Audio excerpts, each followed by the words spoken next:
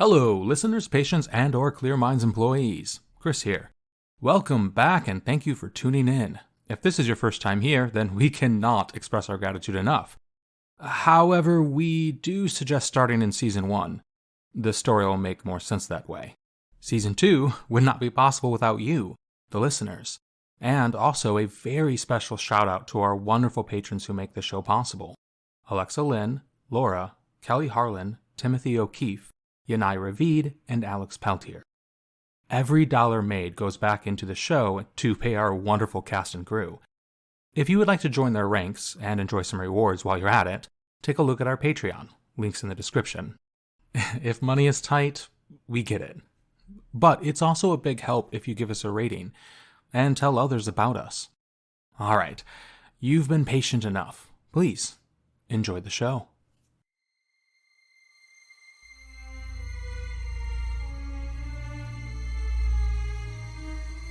Dark Papers Entertainment presents The Patient Files, Season 2, Episode 1, What Lies Beneath.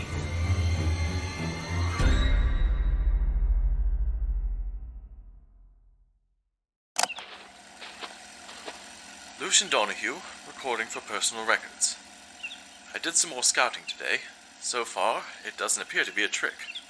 Although I must admit, I'm not letting my guard down. According to the locals, I'm in the state called Michigan. The fact that the cities here have names would suggest I'm no longer in the city. Still, the lack of monsters and living nightmares aside, there are plenty of similarities. Am I really out? If so, where exactly am I? Where's Dr. Olin? And can I find a decent tailor? These questions plague me daily. I digress. I should head back to the car. It'll be dark soon, it would seem. Not sure I'll ever get used to how time always seems so predictable here. Strange.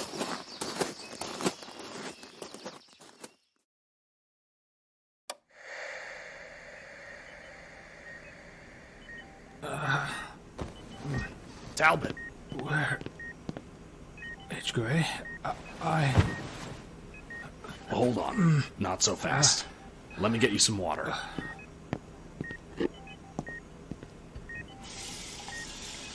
What's going on? Here, drink this.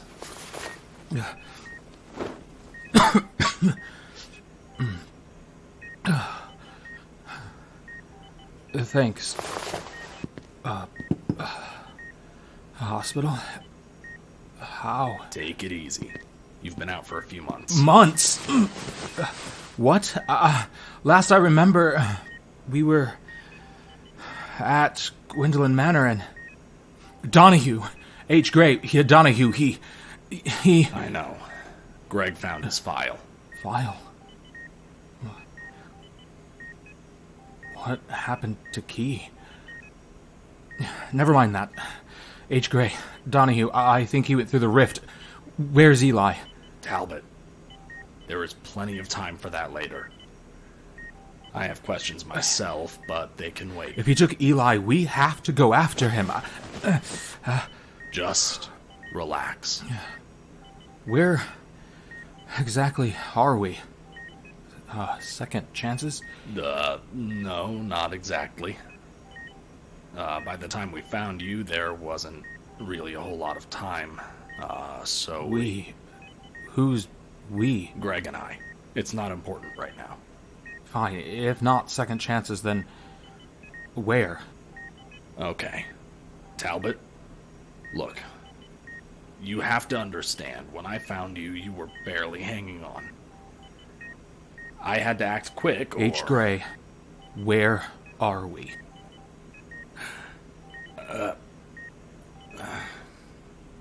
Clear minds. I'm sorry. What? It's a lot to process, and I'll answer your questions. But first, there's something you need to see. Donahue betrayed us. You haven't answered me about Eli. I've been out for what? You said months? And to top it all off, we are at Clear Minds. Whatever that means. When we found you, this was in your pocket. I managed to keep this out of Clearmind's hands, but you need to see it. H. Gray, I would rather have answers that It's important. Here. Fine. But then I want answers, and... hold on. This is Donahue's recorder. The one marked for work. And this letter. It's in his handwriting. Did you already... Yeah. I'll give you some time alone. See if I can't track down a nurse or something. Okay. Sure.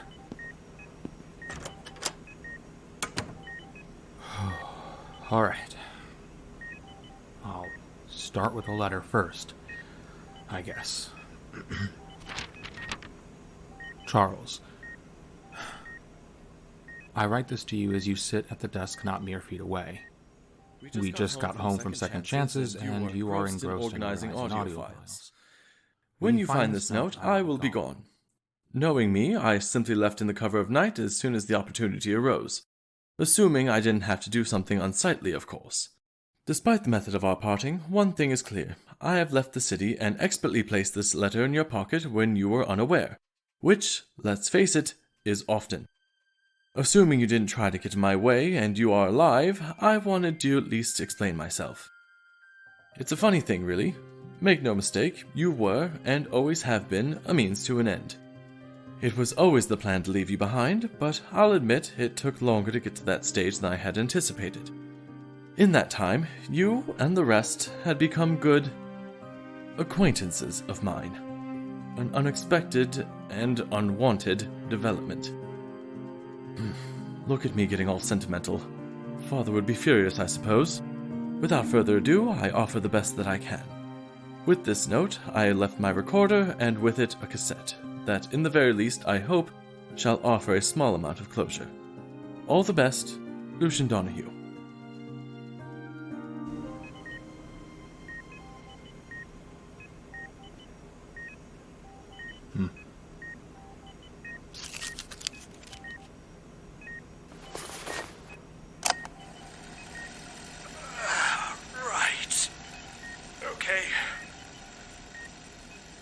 This is Dr. Oliver Matheson, recording for Clear Minds, and likely my last words. I'm not sure how much oxygen is left, and it may be wiser to try and conserve it. Frankly, it may not matter. I'm going to die down here. At the very least, I might as well provide some data. Not how I imagined I would contribute to the company, but here we are.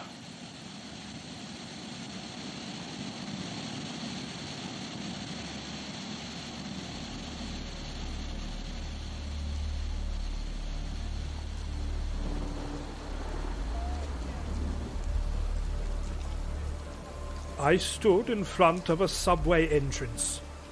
The rain pattered gently down. For how long I remained rooted in the spot, I cannot say. Long enough for my hair and shoulders to be soaked. The entrance itself looked odd, menacing somehow. Worn and chipped green paint decorated metal poles that seemed to have risen from the concrete suddenly and abruptly, interrupting the path of the sidewalk. Stairs led downward into the poorly lit tunnel, guided by a single handrail, painted yellow. My brow furrowed as I tried to collect my thoughts. Slowly, it came back to me. I worked for Clear Minds. I was sent to be an assistant to another employee here in the city. The case details were in my shoulder bag, and I have not yet had the time to look them over.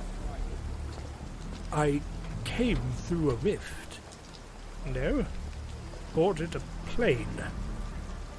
That couldn't have been right. An ounce of clarity returned to me as I remembered that the rifts distort memory. create false facades that hide their presence. My hands searched my person, comparing items in my possession to my memory. Shoulder bag, check. Apparently useless raincoat, check. Company credit line, check. And something new. My hand brushed against a small piece of paper folded in my pocket. I retreated from the rain and perched myself just under an awning above the subway entrance. A small plastic card fell out, and I nearly dropped it. It simply read Metro card, and a magnetic strip was on the back. I turned my attention to the letter. The handwriting was scribbled as if it was written in a hurry. What's more, I did not recognize the penmanship. For future investigations, please look into this mysterious note. It's still in my pocket. I know now that it wasn't part of the mission brief, but at the time, my still muddled mind simply accepted the instructions upon it. Take the L train to stop Z. Shoving the letter back into my coat, I proceeded downward into the concrete and metal mall.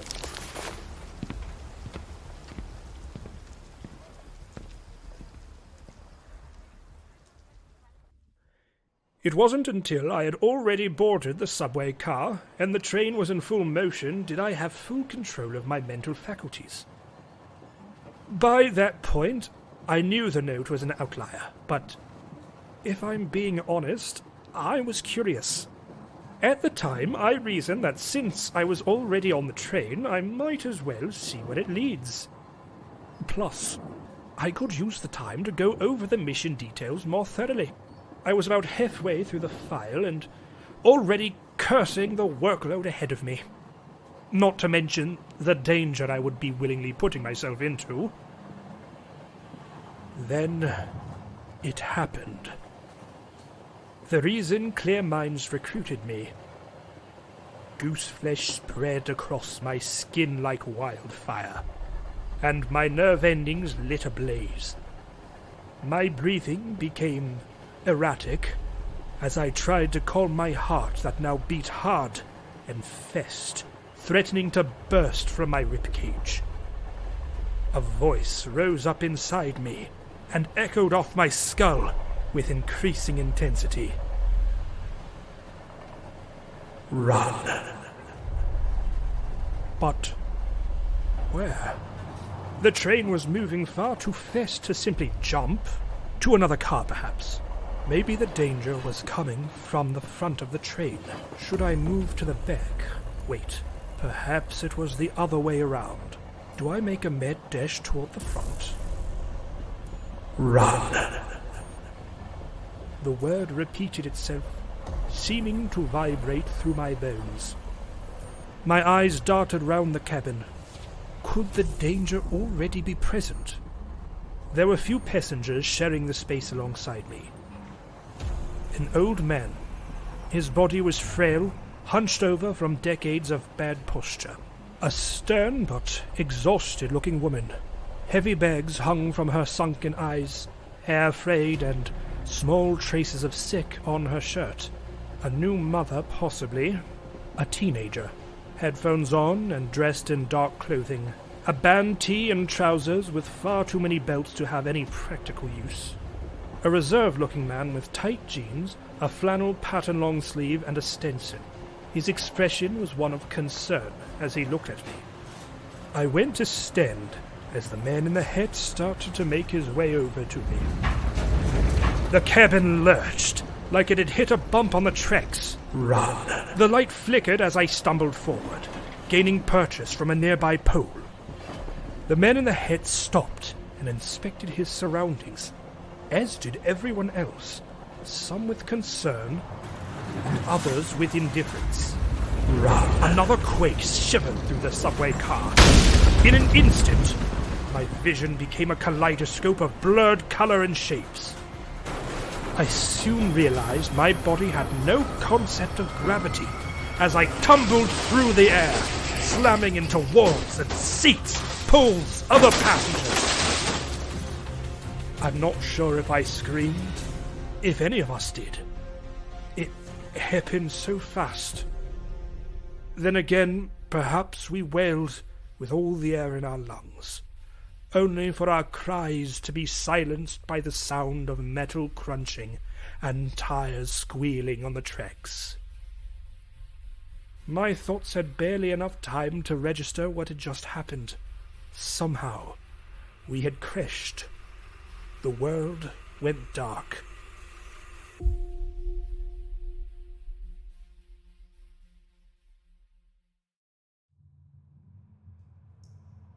I slowly came to.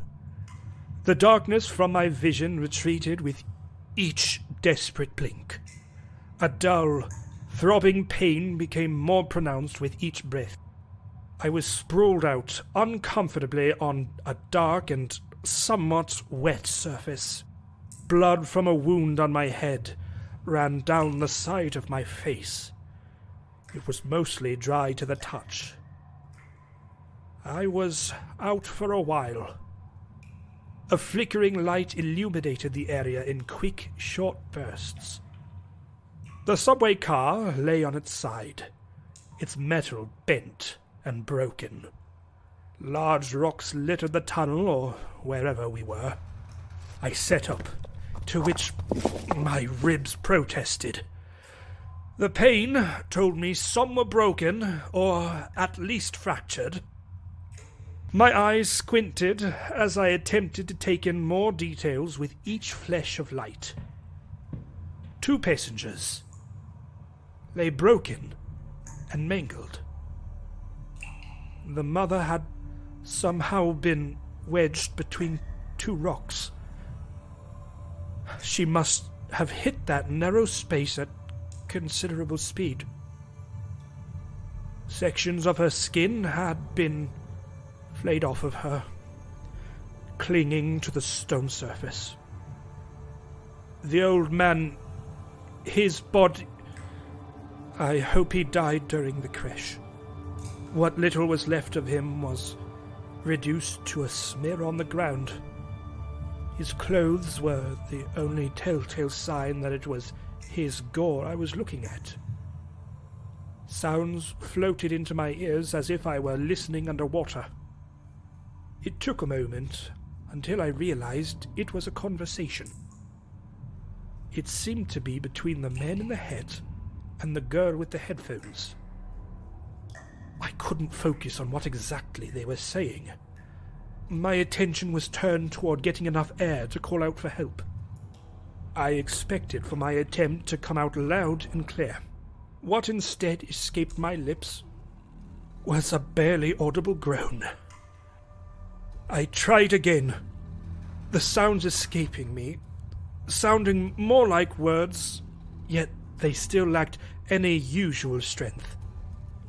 With much effort, I managed to pull myself into a sitting position, much to the disagreement with my body.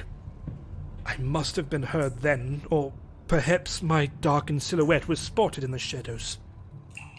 The stranger's conversation came to a halt. The man in the hat made his way to me. Slowly and cautiously, he waited for each flicker of light before taking another step. Looking back, that was smart.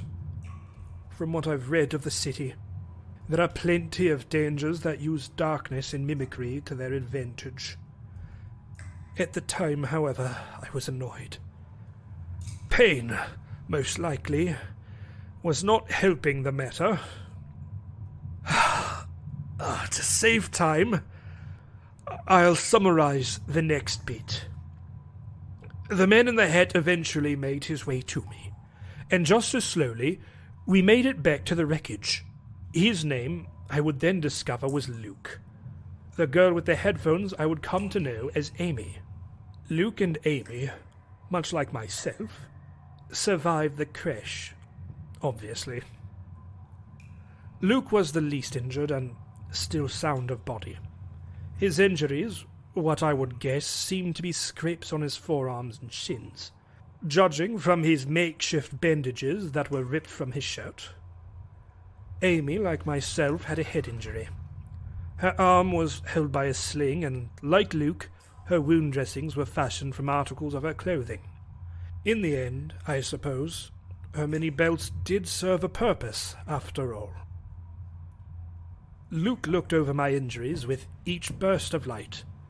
I offered up my raincoat for any spare cloth he would need. With a pocket knife, he began to apply wraps and bandages where needed. My head, most of my torso, my left arm, right hand, and my left leg. It was then, when my attention should have been focused on how severe my injuries were, that I noticed it. The subway car was absolutely destroyed. To be expected, of course, but that was just it. There was only the single subway car. The rest of the train was gone. There wasn't even any rails, from what I could tell.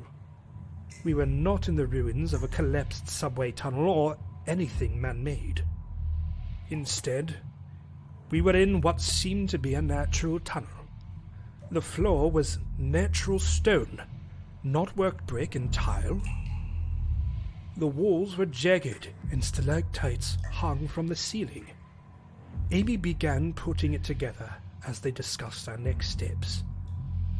Luke remained silent, a telling sign that he already knew, a fact he learned while retrieving me, I would guess. Silence hung in the air. Only the steady drips of what we hoped was water could be heard somewhere in the distance. We peered into the darkness, the shadows playing tricks on our minds with each flicker of light. What I hoped to be tricks. Like a dying ember, each flash from the hanging fluorescent light grew dimmer. It was like it had just now realized it shouldn't have power. Like the impossible was catching up to the possible. The three of us shared glances back and forth to each other, silently, all communicating the same thing.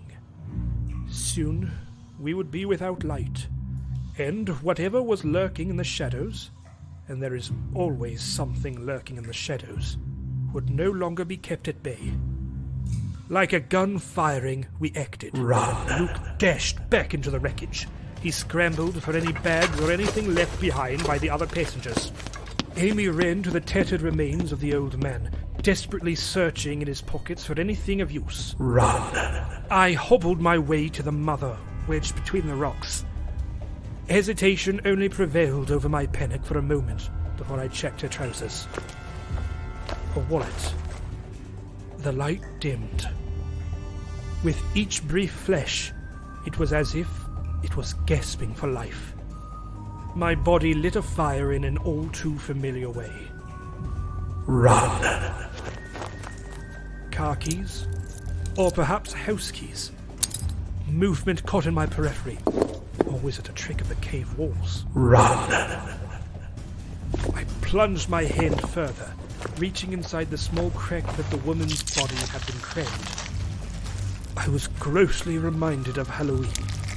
Haunted houses that had you blindly reach into a bowl. This wasn't wet spaghetti or peeled grapes, however. I heard excited breathing somewhere near me, or was it just my own breath bouncing back to me, panic being distorted by the walls? Run! My fingers pushed through the gore and slop, searching for cloth, for pockets, for anything that wasn't strips of skin. Something sharp tore through my bandage. Run! A sharp fang? Or just a jagged bone or piece of rock? The light dimmed as darkness moved closer, grew deeper. Run! I retracted my hand quickly, like I just accidentally touched a hot stove. My arm, which was elbow deep in this nightmare of viscera, felt resistance. Something wet, long and thin, but wide, fought to keep me from pulling free. a tongue or some other grotesque appendage, growing tired of the slurry that was the mother, and now tasting its new victim, its next meal, or the torn remains of her jacket, slick with blood. The light sputtered and sparked, releasing one more brilliant flash before dying completely, plunging the cavern into complete darkness. But not before revealing a detail that made my heart skip a beat. The final breath of light that cascaded behind me filled into the narrow crack, partly obscured by my arm and a woman's body, but only partly. A flash of bright green peeking through the blood, the color of the woman's jacket. The arm was caught in the shredded ribbons of cloth, but of more importance, just a few inches to the left, the reflection of black plastic and glass, the familiar sight of a phone. I had no way of knowing if it would still work, or if it was far too damaged. Nor did I know if I could angle my hand in such a way to retrieve it. Yet, that voice, spurred on by the burning of nerve endings, screamed throughout my body.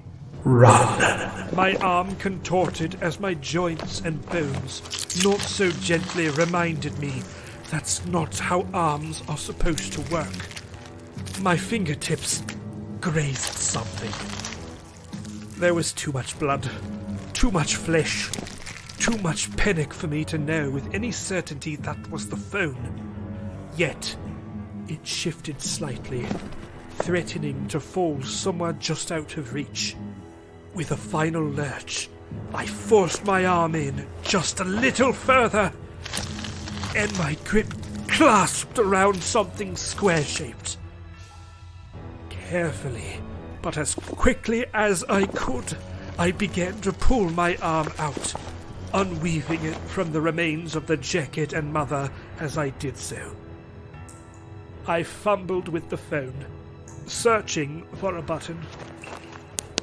The dark space lit up with a blue glow of a screen, cracked beyond salvaging, but functional just the same. I swung it wildly around, the voice turning to a whisper but still present, still reminding me that the day had not been won. Amy, at some point, had retreated to the subway car, and Luke stood just outside it, as if guarding it from would-be intruders. A look of relief washed their faces. Then the light clicked off. Run! I searched for the button. Luke and Amy hurriedly made their way to me and closed the distance before the phone shut off again. It took me longer than I care to admit to figure out exactly what was happening with the blasted thing. The lock screen, of which I did not have the password. Not like the screen was even capable of registering any commands my finger would give. And after so many seconds of inactivity, the damn thing would just go back to sleep, bringing the darkness with it. Carefully, I did my best to clean off the blood that acted as a liquid phone case and removed a few strands of brown hair that was caught in the cracked glass. Just as with the subway car's light, we took in the surroundings with each brief glow of illumination. I wasn't sure at first, but I could have sworn there were more stalactites than earlier. In the ceiling, wasn't it higher? Weren't the walls further out? It was a fear-induced curiosity until confirmation firmly produced itself. The subway car's metal bent and bowed as the stone ceiling pressed down into it. There was no mistake, no shift of rock that acted as a herald to this.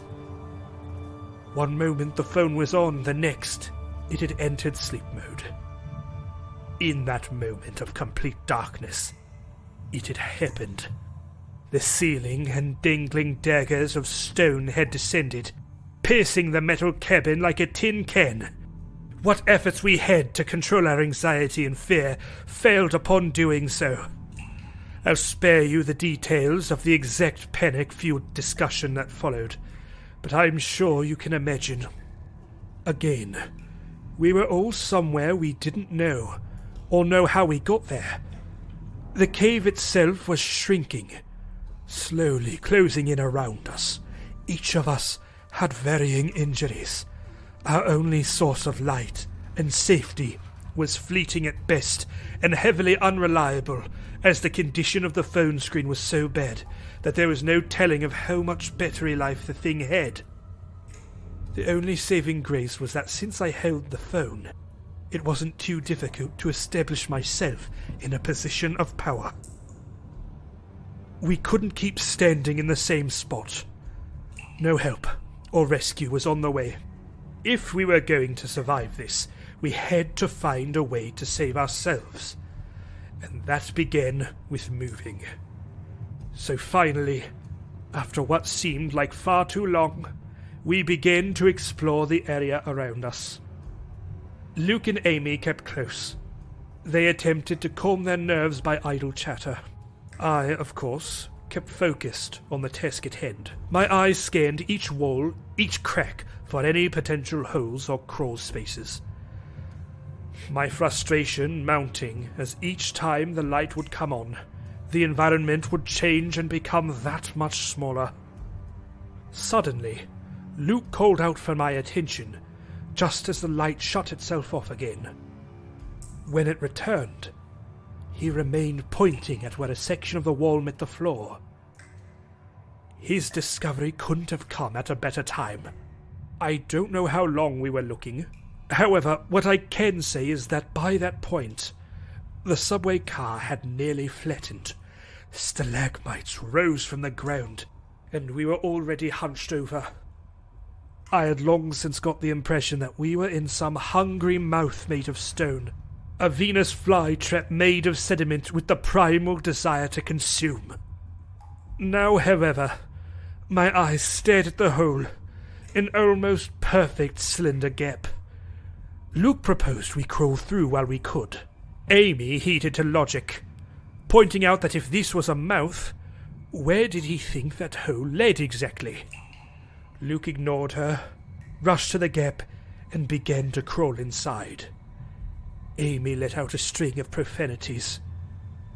I approached the gap cautiously. The screaming voice inside my bones quieted a little as I did. It was safe. Well, safer than where we were, anyhow. But how could that be? Amy made a solid point. If this cave was a mouth, this tunnel would be the esophagus. Although, I suppose a slow, dissolving death is less of an immediate danger than being crushed and impaled by stone teeth. A point made clear the next time the light went out, and the space nearly forced us to our knees. I shrugged, said nothing, and crawled after Luke. Amy was not far behind, albeit after another string of curses. The tunnel was a tight fit, as one would expect. The air was stale. The rocky structure seemed to give off a deep warmth. My anxiety-inducing sixth sense was screaming at me. I struggled to control my breaths. The tunnel narrowed, and I couldn't tell if it was the passage getting smaller as we crawled, or if the walls themselves began to tighten. A sense of dread washed over me, washed over the group, I think. Luke pushed his way forward with the same level of desperation that I felt. Amy pushed against me, letting out cries as she did, perhaps from fear or perhaps from pain, from her injured arm. Her words, I couldn't make them out. Too muffled, I think. One thing was clear. She saw something, or worse, felt something. Her emotion carried through the air where her words had failed. Run! Panic took hold. as I pushed against Luke, desperate to escape, to be anywhere but this squeezing earth around me. My breathing was rapid and short. Amy's tone changed. Crying became sharp inhales, melding with curses, and finally, screams. Pain rang out clearly, the sound both echoing off the cavern walls and being absorbed by them. Warm liquid splashed onto my ankles, in that small spot where trousers are hiked just high enough to expose skin above the socks. My mind reached for explanation as my body clawed forward. The first thought was some sort of stomach acid. I braced for a stinging pain that never came. It wasn't until Luke and I spilled out of the tunnel that I knew what it was. Without warning, I felt his body drop, and in my desperate race forward, I followed. I didn't know it at the time, but I landed on Luke. My attention was squarely centered on the passage we had just escaped.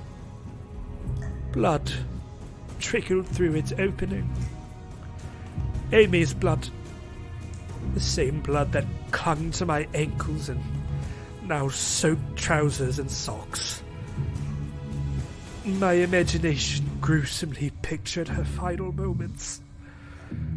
The horrible image of the tunnel closing around her and squeezing out her insides like a near-empty tube of toothpaste.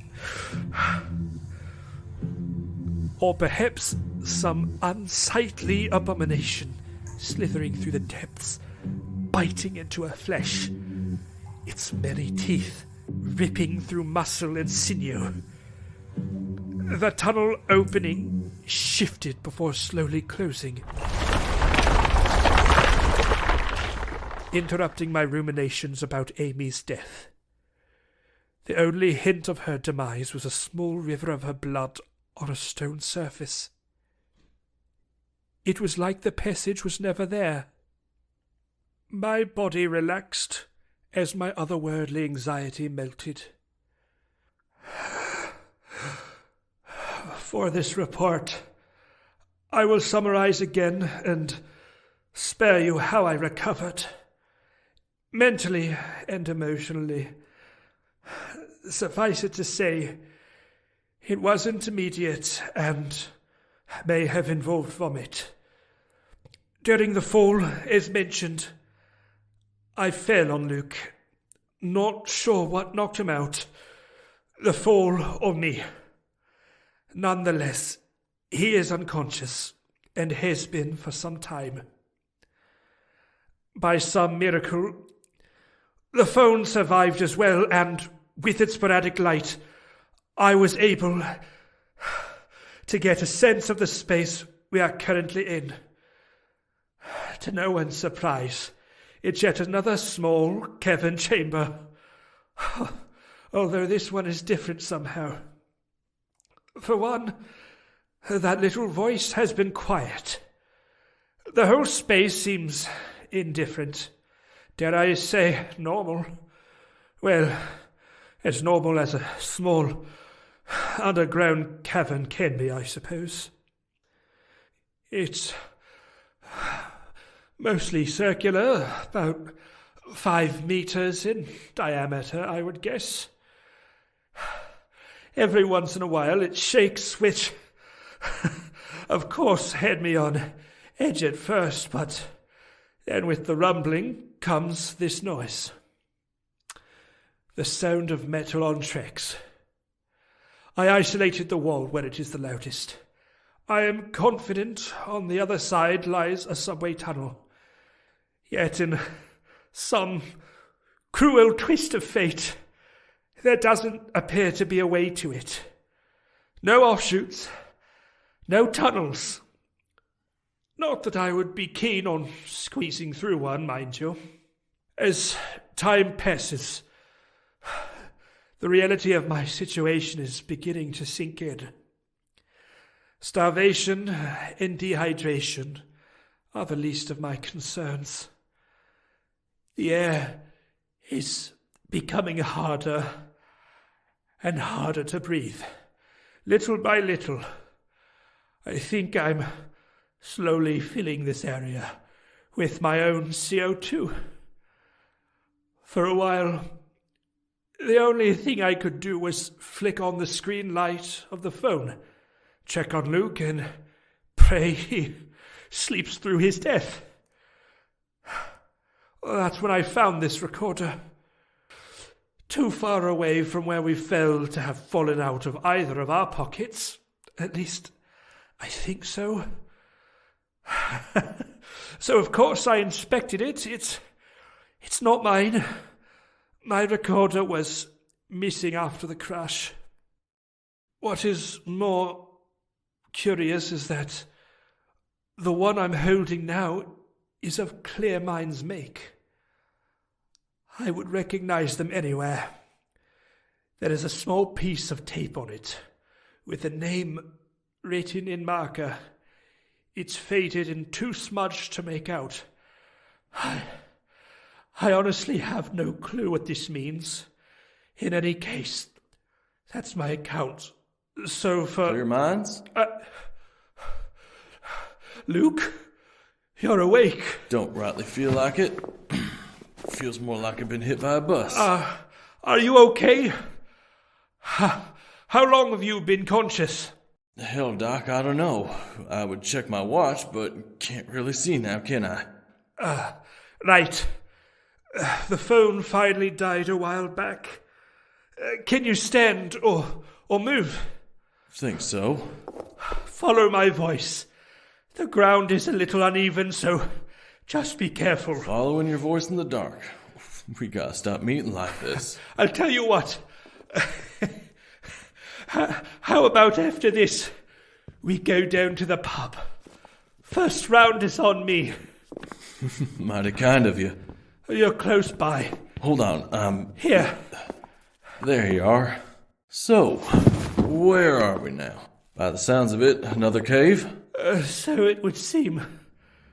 So far, it hasn't tried to kill us. At least not that I know of. You had to go and open your damn mouth. No, it's fine. The actual subway is just beyond this wall. I think we aren't in any danger. Well, aside from eventually suffocating, that is. Thought it was hard to breathe. Any way out? We're truly stuck, I'm afraid. Well, shit. Indeed. Since we got the time, hell, about the only thing we do got, what was all that Clear Minds business? Oh, come on, Doc. We're gonna die anyways. Least you can do is tell me who you were talking to. You have a point. I found a recorder. Least surprising thing to happen today, if you ask me. Quite. Clear Minds is the company I work for. Today is my first day in the city. A new guy reached out for assistance, so they sent me. I would say you picked a hell of a day, but to live with you, Doc, this is your typical Tuesday. You're aware of the city, then? Mm-hmm. Oh, that's good. I'd rather my last breaths not be wasted on exposition. The real irony here was I was sent to protect someone from things like this. Some job I did, huh? Oh. Ain't that a bit backwards? If he, or she, is already in the city, then why send in new blood? Oh, preaching to the choir. The man I was sent to help is also new to the city and unaware of it. Blind leading the blind, I suppose. Which I know it's not my place to question how Clear Minds makes their decisions. But I just don't understand it. It's not that this project is a small one.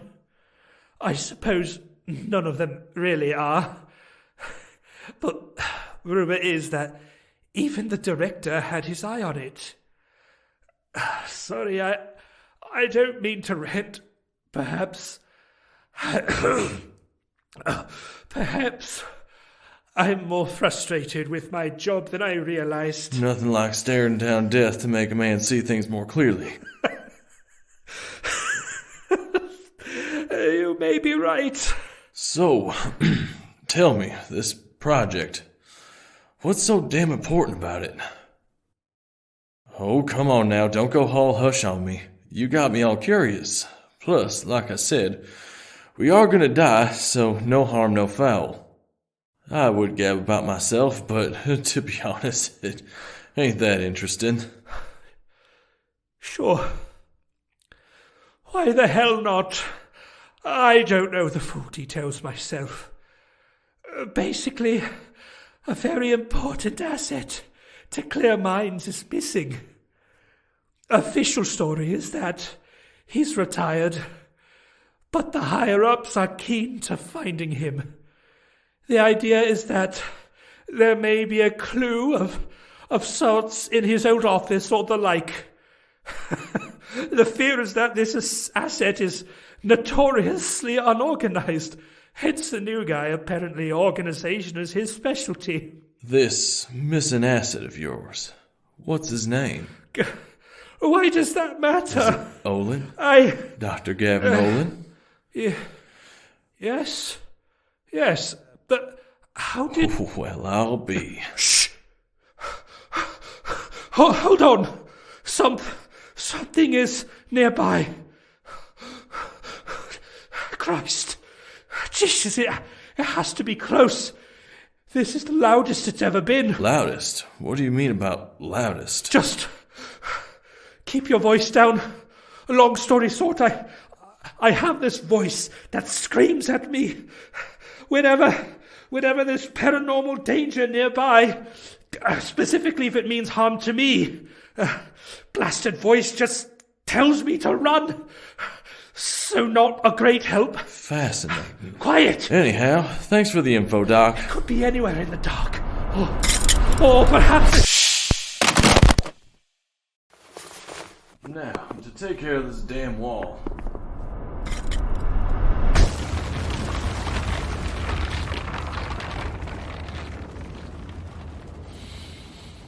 Oh, fresh air. Oof. Damn, that's bright. Hey, Doc, you were right. Behind this wall was the subway tracks, and... Oh? Now, what's all this? A recorder? How'd you survive my snap? Looks like Olin's. I suppose you're coming with me. Alright. Come on, Luke. You got this. You listen to this thing 100 times. You should be able to nail a simple accent. This is Luke. No, that ain't it. This is Luke Donahue. No, damn it. Come on. Hold on. Let's try using the name Daddy gave me. This is Lucian Donahue. Better. This is Lucian Donahue. No, almost there. This is Lucian Donahue. Right there. That's close enough. And a little more, and perfect. Now, let's go meet this organization expert.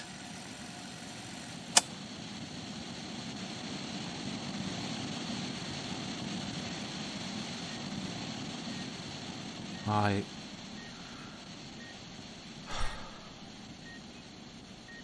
shouldn't be surprised. But... Did you time your entrance? No. I was outside the door. You listened to this? Yeah, I did. What even was the point? I guess just to rub it in. I don't think that's it. In a weird, twisted way, I think he was trying to say that it wasn't personal. Wasn't personal. He tried to kill me, H. Gray. Hey, trust me, I am not defending him. Sorry, I just... It's fine. You wanted answers, yeah? Where do you want to start? Honestly, I can't believe I'm saying this, but I don't think I'm up for it. You mind if I get more bed rest first? Take your time. I'll be just outside the door if you need anything.